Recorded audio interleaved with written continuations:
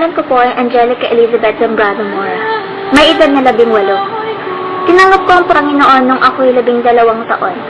Ngunit wala ni isa sa aking mga kaibigan ang ebangelista at pakiramdam ko nagmukha akong kakaiba. Kaya dahil doon, lumayo po ako sa Diyos at namuhay sa kasamaan. At dumating ang araw na hinila ako ng Diyos papalabas doon. Pagdating na aking 15 kaarawan, nakipagkasundo ako sa Panginoon na bumalik sa Kanya. Ngunit naging pabago-bago ang aking isip.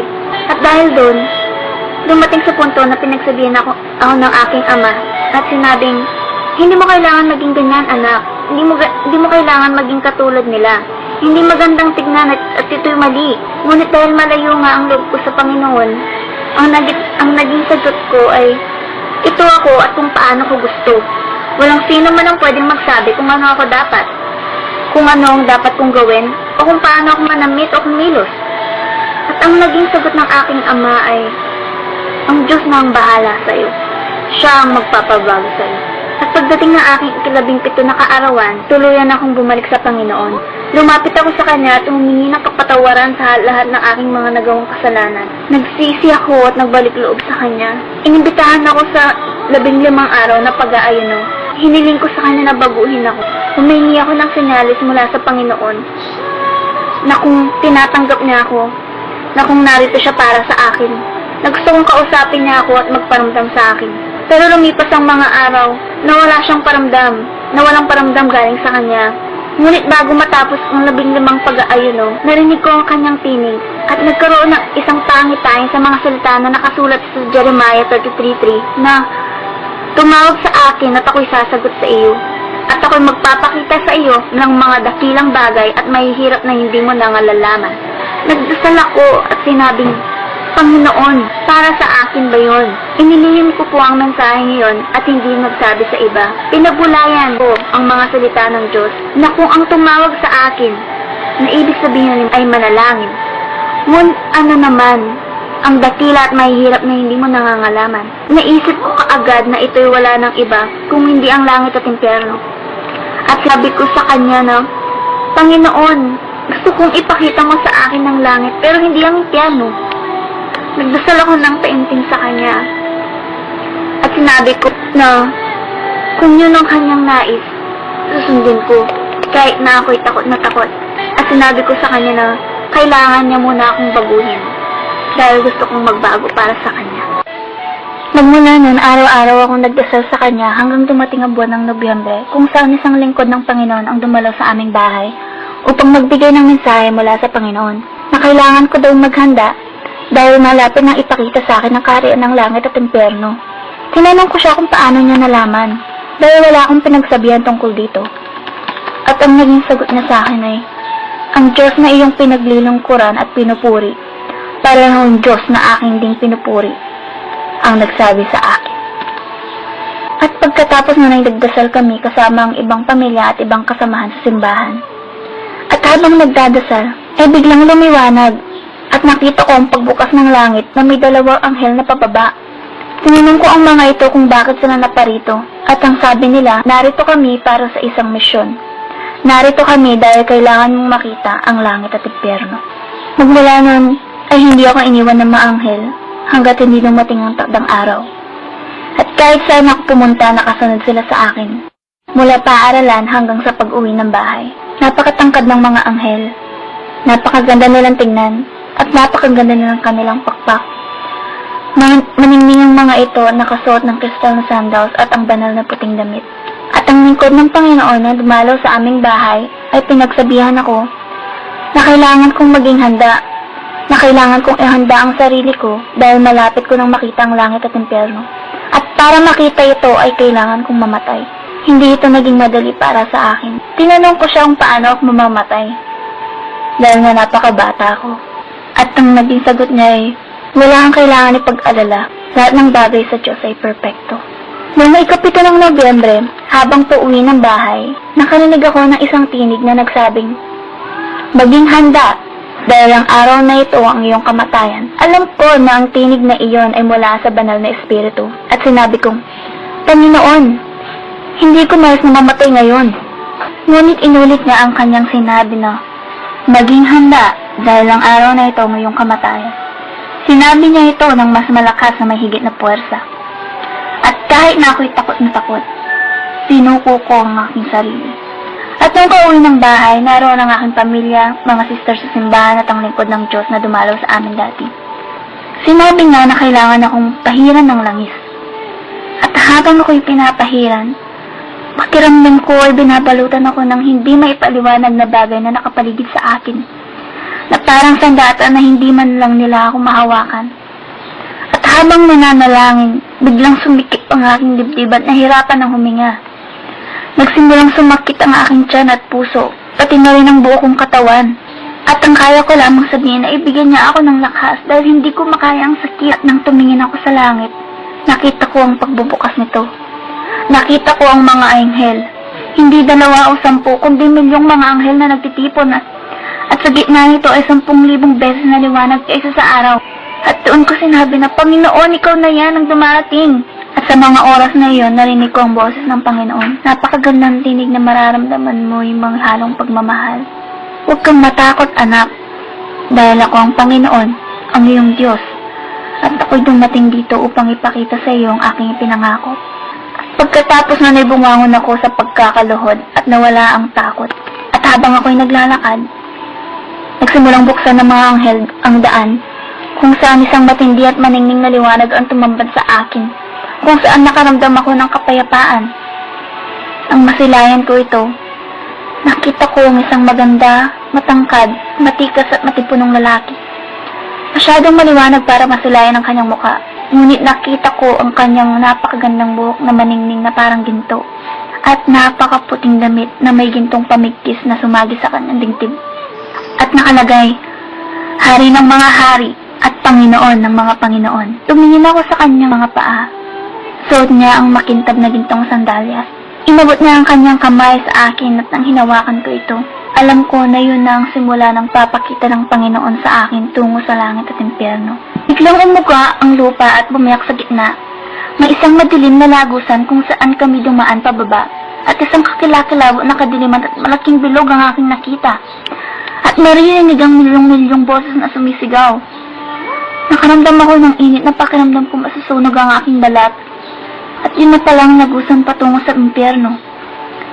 Pagdating namin sa dulo ng lagusan, iniabot sa akin ng Panginoon ng isang papel at lapis upang isulat ang mga pangyayaring aking makikita at maririnig.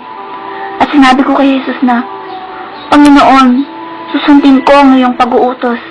Ngunit ngayon pa lang ang dami ko nang nakikita. Mga kaluluwang pinapahirapan at napakalawak na apoy. Nakita ko ang kakilakilabot na itsura ng mga demonyo. Tumatakbo ang mga ito ng mabilis at may hawak na bagay sa kanilang kamay. Tinanong ko ang Panginoon kung bakit sila tumatakbo at ano yung hawak nila. Yun pala ay dahil nagmamadali ng mga ito, dahil alam nilang malapit nang maubos ang kanilang oras upang sirain ang sangkatauhan at kanyang mga hinirang. At ang bitbit nilang darts ang paraan ng kanilang pagsira sa mga tao, na bawat isang demonyo ay binigyan ng pangalan upang sirain ang tao at dalhin sa lugar na yon. Layunin nilang dalhin ang mga ito sa interno. Nakita ko kung paano tumakbo ang mga demonyo papalabas patungo sa ating mundo. At sinabi ni Jesus, tutungo sila sa lupa upang dalhin at itapon ang sangkatauhan sa lugar na ito. At habang sinasabi ito ay humagulgol ng Panginoon sa iyak na parang gusto ko na rin umiyak. Pagkatapos ay dinala ako ng Panginoon sa isang selda, kung saan nakita ko ang isang binatang nasusunog sa gitna ng apoy. Pansin ko rin na may nakasulat sa noo nito, numero 666 na parang nakatattoo din sa kanyang balat. Ang kanyang katawan ay nabubulok at tinuod habang siya ay nasusunog. Sumisigaw ito at humihingi ng tulong sa Panginoon, ngunit ang tugon ng Panginoon ay, huli na, ibinigay ko sa iyo ang pagkakataon at hindi mo ninais magsisi. Itinanong ko sa Panginoon kung bakit naririto ang binata. Ito daw ang malapit sa kanya noon, ngunit gaya ng iba ay tinalikuran siya. Napunta sa maling landas at nalulung sa masamang bisyo. Muling lumuha ang Panginoon at sinabi, hindi ko nilikha ang impyerno para sa sangkatauhan. Nilikha ko ito para sa demonyo at kanyang mga anghel. Ngunit dahil sa kasalanan at kakulangan ng pagsisisi, dito bumabagsak ang mga tao. Anak, ibinigay ko ang aking buhay para sa sangkatauhan. Ibinigay ko ang aking buhay dahil sa pagmamahal at awa, upang sila ay hindi mapunta sa lugar na ito. upang ang sangkatauhan na magpatuloy sa pagsisiya at makapasok sa kaharian ng langit.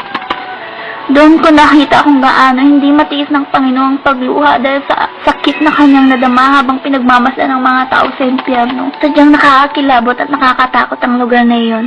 Ngunit dahil kasama ko ang Panginoon, pakiramdam ko ako'y ligtas. Itinanong ko siya kung may kamag-anak ako sa lugar na iyon. At dinala niya ako sa kabilang selda kung saan nakita ko ang isang babaeng hinuud ang kanyang mukha. At mga demonyong walang tigil sa pagsaksak sa kanyang katawan. Sumisigaw ito at humingi ng tulong sa Panginoon. Nagmamakaawa na patawarin at ilabas sa lugar na yon kahit sa loob lamang ng 1 minuto. Hindi ako makapaniwala na makakakita ako ng isang kamag-anak sa lugar na yon. Iyon ang aking lola. Dahil sa hindi pagpapatawad, hindi rin siya pinatawad ng Panginoon. Ayon sa Panginoon, may pag-asa kapag magpatawad habang ikaw ay nasa lupa. At ang mga hindi marunong magpatawad ay hindi makakapasok sa kaharian ng langit. Habang kami ay paalis sa lugar na yon, nakita ko na napakaraming kaluluwa na nahihirapan at nasusunog sa impyerno. Karamihan sa kanila ay niabot ang kanilang kamay upang humingi ng tulong at pakiusapan ng Panginoon na ilabas sila. Ngunit wala nang magawa ang Panginoon at bigla niyang sinabi sa akin na masakit para sa akin na makita ang bagay na ito.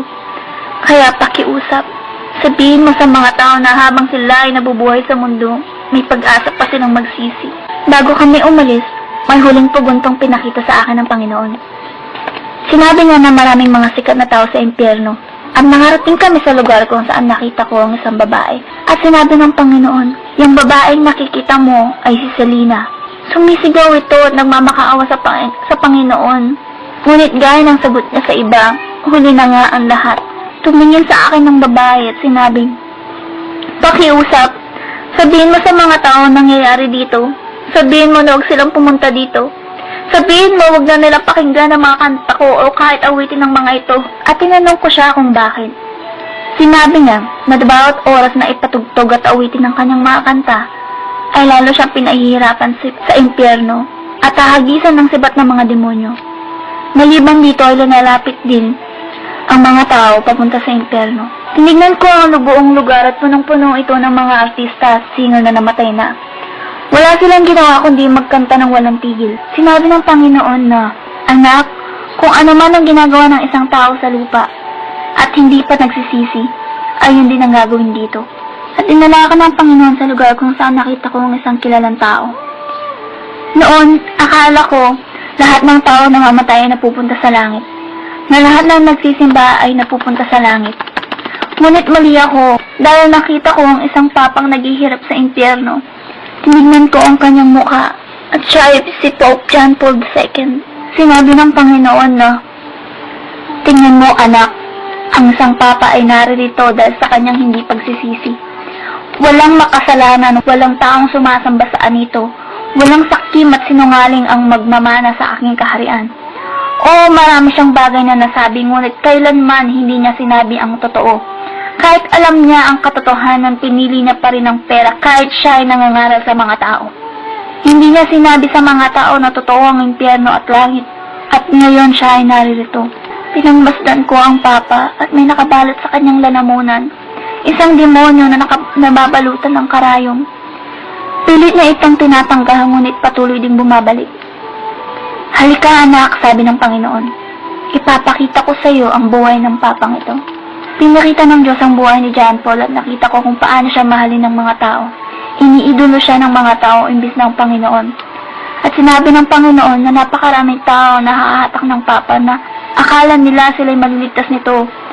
Ngunit sinabi ng Panginoon na walang sino man ang makakapagligtas sa isang tao kung hindi siya, wala ng iba. Gusto ng Panginoon na tayo lumapit sa Kanya dahil tayo mahalaga para sa Kanya. Tayo ay mahal niya. Pinakita ng Panginoon ang lugar kung saan maraming taong naglalakad papunta sa impyerno. Maraming tao na naglalakad papunta sa lagusan na may kadena sa paa at nakasuot na itim na damit. At habang pinagmamasdan ang mga ito, nakita ko ang dalawa kong pinsan na naglalakad papunta sa lugar na yon. At sinabi kong, Panginoon, papunta dito ang aking pamilya. At sinabi ni Jesus, anak, ang mga taong nakikita mo ay mga taong hindi ako kilala. At ang dala-dala nila ay ang kanilang kasalanan. Sabihin mo sa kanila na pumunta sa akin, na patatawaran ko lahat ng kanilang mga kasalanan, na nakabukas ang aking mga palad para hintayin sila. Sabihin mo na sila ay naglalakad papunta sa lugar na ito, na pinili kita bilang isang bantay na nangangahulugang ikaw ay magsasabi ng katotohanan sa kanila. Sinabi ng Panginoon na maraming tao naglalakad papunta sa lugar na iyon.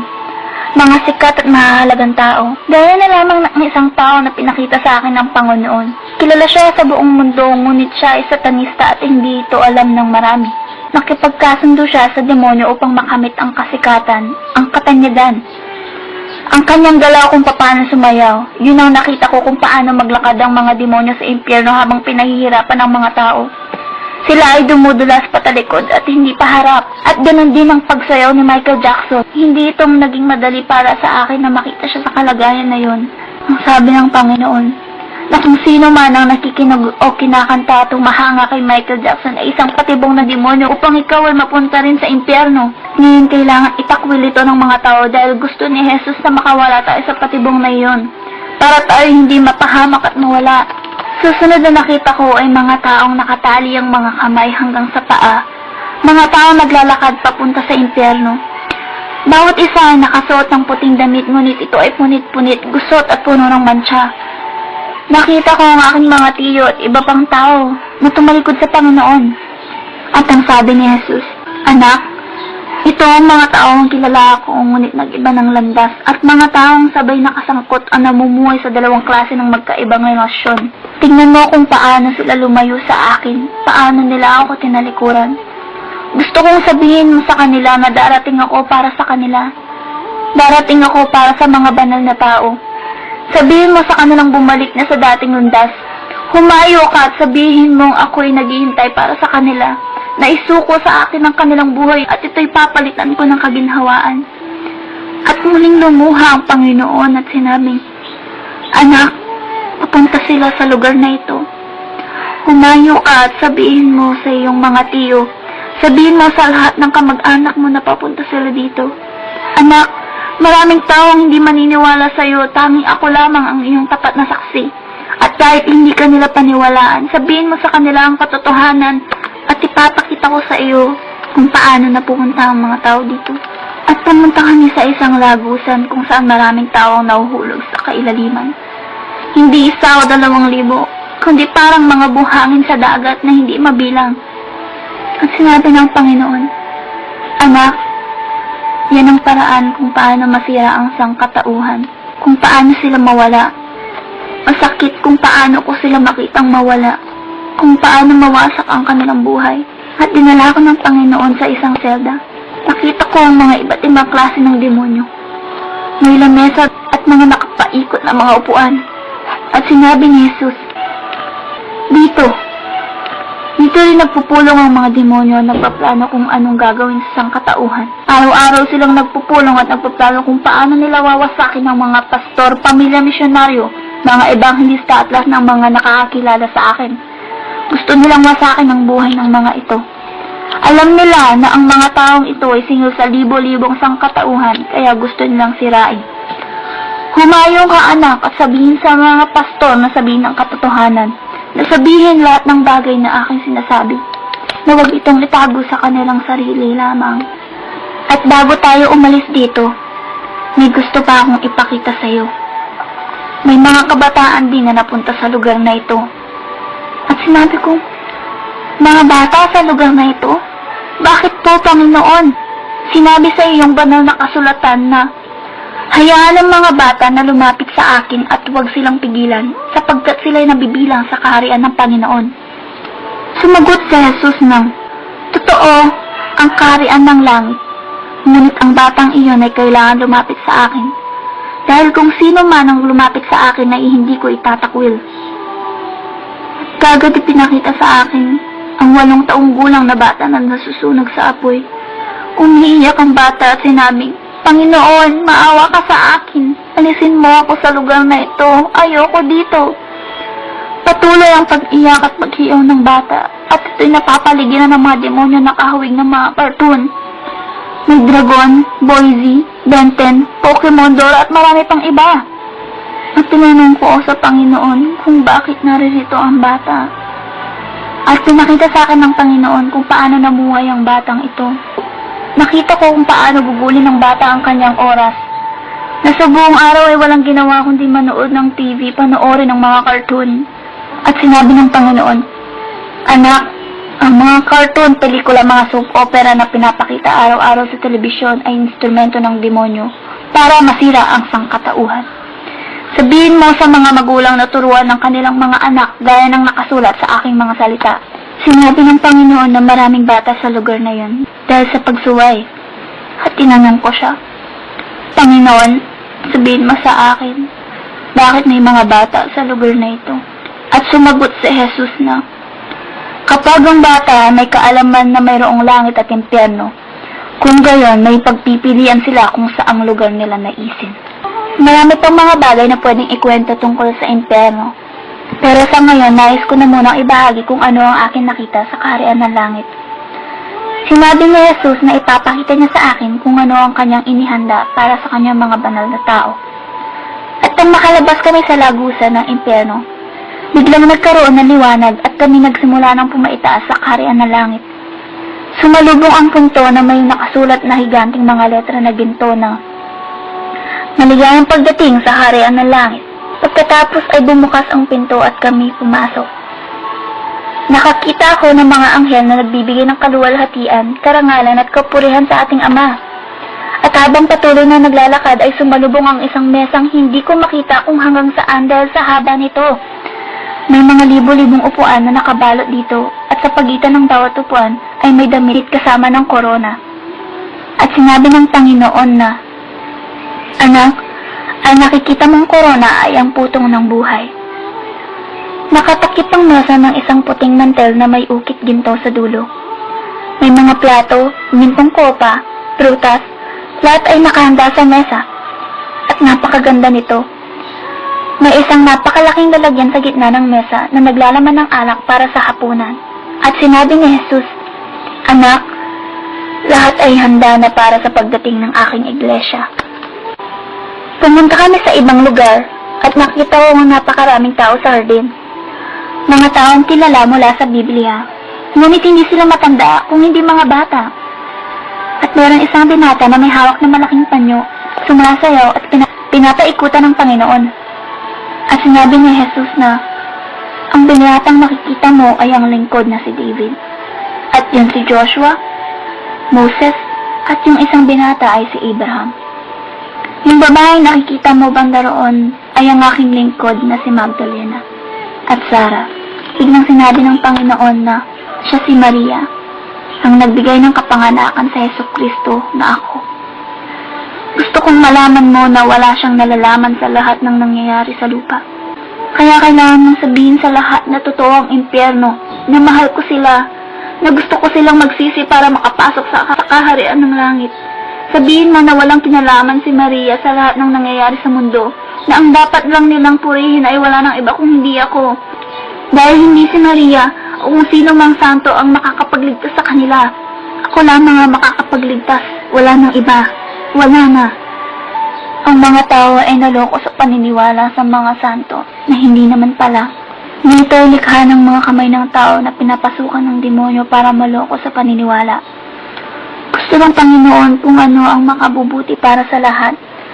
Gusto niya makapasok lahat sa kanyang kaharian, na magsisi at umalis sa pagsamba sa mga Diyos.